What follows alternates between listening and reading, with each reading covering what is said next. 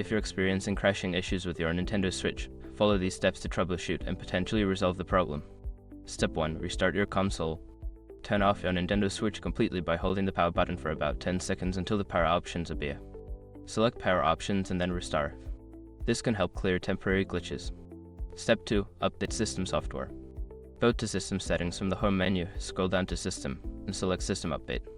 Ensure your console is connected to the internet and download any available updates. Keeping your system updated can fix bugs that may cause crashes. Step 3. Check for game updates. Highlight the game that is crashing on the home screen, press the plus button, and select Software Update. Choose via the internet to download any available updates for the game. Updated games often resolve stability issues. Step 4. Clear cache. Navigate to System Settings, then scroll down to Data Management. Select Save Data Cloud Backup and choose the game experiencing issues. You can also select Manage Software to clear cache data. This can help improve performance. Step 5. Factory Reset. If the previous steps do not resolve the issue, consider performing a factory reset. Go to System Settings, select System, then Format in Options, and choose Initialize Console. Be sure to back up your data beforehand, as this will erase all data on the console.